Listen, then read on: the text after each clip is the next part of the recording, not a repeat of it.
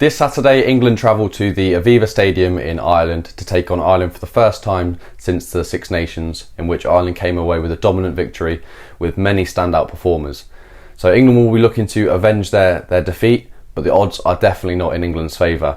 England and Ireland are both named pretty much their strongest 15s, with a couple differences, but players are being rested this time of year, and injuries and sort of game time and load has to definitely be managed. So that's why you'll see a couple players potentially being rested, and it's a good opportunity for other players to come through. Now, Ireland, this is a must-win game for Ireland. I described England's game last weekend as a must-win, which England just scraped by. The Irish definitely have to win this game. I mean, they are by far the strongest team and at home, and when you've got your strongest 15, the next few games into the World Cup, they're must-wins pretty much to carry that momentum into the group stages and to continue their good form. Ireland being in a World Cup group with both Scotland and South Africa means that they have to be on their game even to get to a quarter-final, and then from the quarter-final anything can happen. So England will be looking to upset the odds, with Owen Farrell being left out. A lot of people and fans actually prefer the likes of George Ford to be in that 10 jersey for England. They feel Farrell potentially kicks a little bit too much. Well, in my opinion, there's not an awful lot of sort of game plan, like style differences between Ford and Farrell. Potentially George Ford takes it to the line a little bit more, and maybe he's got the better of the place kicking, but it'll be interesting to see how this game goes. So look, I'm just going to run through the teams briefly. So Ellis Genge continues in the number 1 jersey, definitely England's strongest prop. Now, Ellis Genge has taken on a leadership role within the squad. Of late, I'm not going to say underwhelmed, because Ellis Genge is always one of the best England forwards and England players in general, but I feel like Ellis Genge is sort of taking on too much workload himself.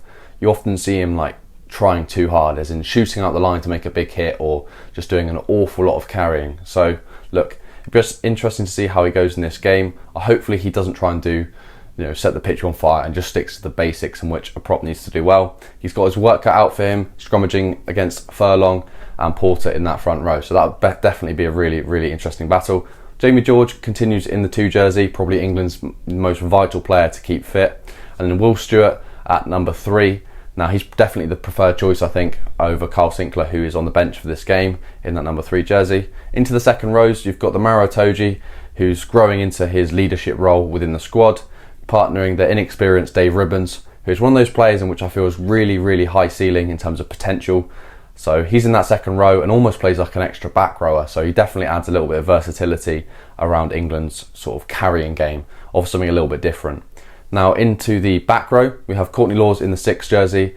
He can play lock also, but England and Steve Borthwick seem to want him in that 6 jersey as an extra line-out jumper, which in the modern game of rugby, that third line-out jumper is also very, very important. You've got the Bennell, who was amazing last week, definitely the best English player on the pitch. In what was a struggling England forward pack, Bennell definitely prevailed as one of the best players. Billy Vunipola continues after his game last week against Wales, in which he came off in the 60th minute. A good amount of game time for Billy, considering his injury risks and injury problems in the past. He definitely didn't shock me in terms of how good he was last week. It was a relatively quiet game from Billy, but when you're coming off an injury, that's what you can really expect. But look, Billy will be looking to gather some pace in terms of his form and get some momentum rolling into the World Cup.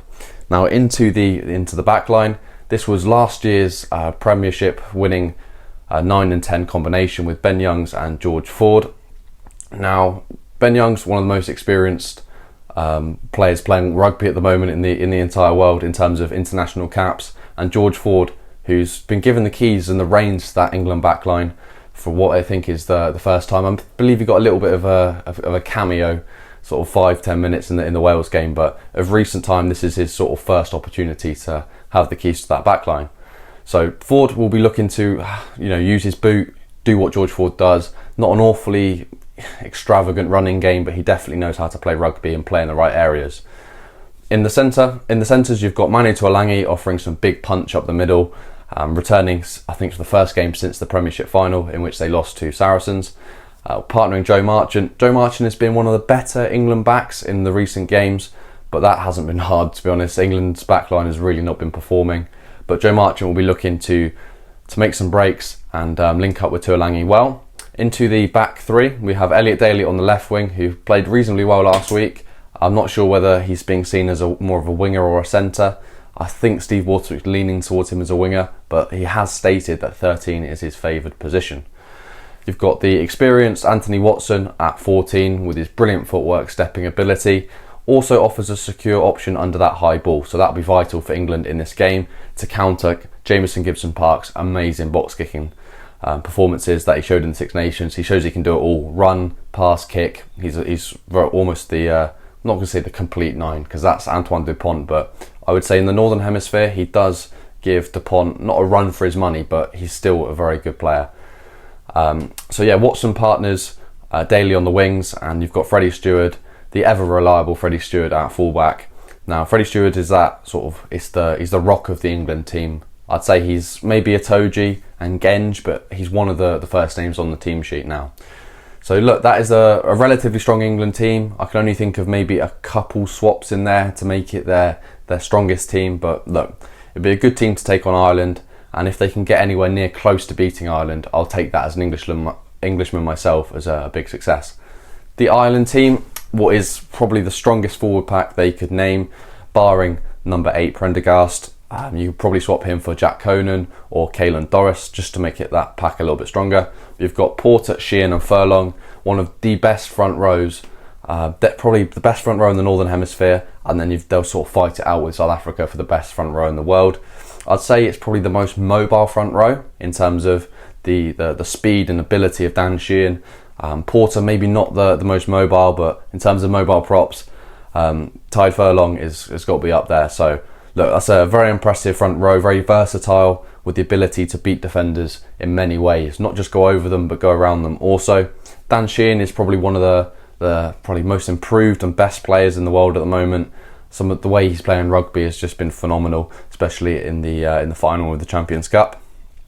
Moving on into the Irish second row, once again one of the best second row pairings in the world.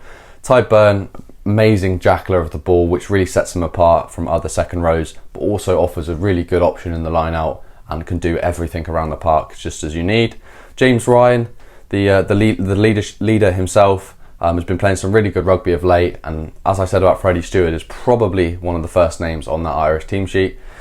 Both these locks need to make sure they are on good form because they have the experience, Ian Henderson, breathing down their necks. Well, I believe this will be the combination for Ireland in the World Cup, but if there was to be an injury, you'd definitely have a good replacement in Ian Henderson.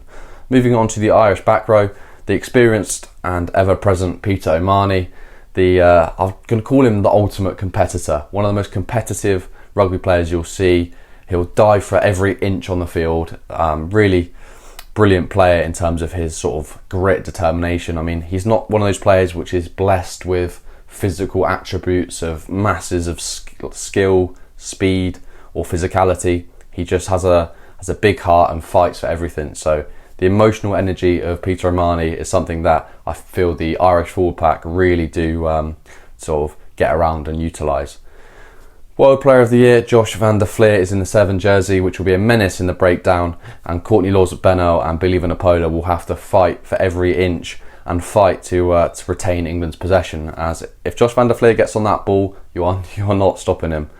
Now you've got Prendergast at number 8. This is a player which I'm not really aware of, to be honest, so it'd be very interesting if you could let me know a little bit about Prendergast in the comments. I presume he's a young up-and-coming player, being given an opportunity to fight his way into the World Cup squad. So look, it'll be interesting to see how he goes against his opposite number, who's the experienced Billy Vunipola. Now into the Irish backline, a very strong backline. I've already spoken a little bit about Jamison Gibson-Park, a brilliant player really. I mean, there's not a lot he can't do. He's probably a little bit overshadowed by Antoine Dupont, who is the ultimate 9 pretty much at the moment. But Gibson-Park, as I say, is a good second choice for what would be like a Northern Hemisphere combined team. Maybe there's a couple other 9s you could mention, but yeah, brilliant player, can do it all. Brilliant running game. Unlike Ben Youngs, he adds good tempo and speed of ball to the game. So look, Ireland are blessed to have a 9 like Jamison Gibson-Park. Now you've got Byrne as well. So Gibson-Park can make any 10 look good, to be honest. His service is impeccable. So look, in the 10 jersey, Byrne will be thriving off that good sort of front foot ball, pass going straight in front of the player. He'll get good service off Gibson-Park. So Byrne will be blessed to have that in the game to unleash his outside backs. In the centres, you have the sort of famous partnership of Aki and Ringrose, one of the most solid centre combinations who have had many a cap together. A lot of people debate whether it's Aki or Robbie Henshaw in that 12 jersey, which player offers the most in terms of the all-round game. Maybe Henderson, or maybe it is, sorry, not Henderson, he's a second row, Henshaw, or Aki with a probably more powerful punch to his running game. Gary Ringrose is one of the best 13s in the world at the moment, and not the biggest of men, not the strongest, but he does punch well above his weight in terms of his physicality, and obviously has a great running game with the ability to offer good distribution also. Now into the back three. This is a sort of consistent Irish back three that has played quite regularly together, with the big boot of James Lowe on that left wing. Can kick a ball about 5,000 miles. He offers a real good option off of his, I think it's his left boot. So you could have Byrne on the right side of the pitch and Lowe on the left, and it offers a real difficult kicking option to defend, as you have to split your back three players exceptionally well. Even maybe you have to drop a fly halfback just to cover all that backfield space, just because there's two kickers with opposing boots in the Irish team. Now you've got Matt Hansen on the other wing, a player that doesn't have the same sort of kicking skills as James Lowe, but offers a good pacey option with some good intelligence and especially aerial skills. So Freddie Stewart will have to be careful at the back, because Matt Hansen is definitely not one to mess with in the air. Probably you'd give the edge to Freddie Stewart because of him being like 6'5", but Matt Hansen can definitely catch a high ball. Speaking of catching high balls, you've got Hugo Keenan in the 15 jersey, one of the probably most underrated fullbacks in the world. He's not the most flash player. He can't necessarily do all of the sort of crazy stuff. He doesn't have like an exceptional game, but he's so consistent. Like, he's probably a consistent 8.5 out of 10. He's not a player which you usually see get man of the match, but he's one in which you could give it to every single game, because just like Josh van der Fleer, they just perform consistently at sort of an 8.5, 9 out of 10. And I'd say, Hugo Keenan, van der Fleer, these consistent performers is what the number one ranked team in the world, Ireland, really rely on to keep their performances and the standards high. So that is the England team, and that is the Ireland team to face off on Saturday at the Aviva Stadium. It's sure to be a very good game, with the bookies favouring Ireland with a handicap of 15 points. So look, Ireland have a knack of winning these games comfortably at the Aviva. They know how to win a game, but it'll be interesting to see how this Ireland team gets on against England without Johnny Sexton. What difference does Byrne at 10 make? Does everything function just as well? Has Byrne's confidence been knocked from Leinster underperforming in 2 finals this year? There's a lot of questions, and we're going to find out the answers this Saturday.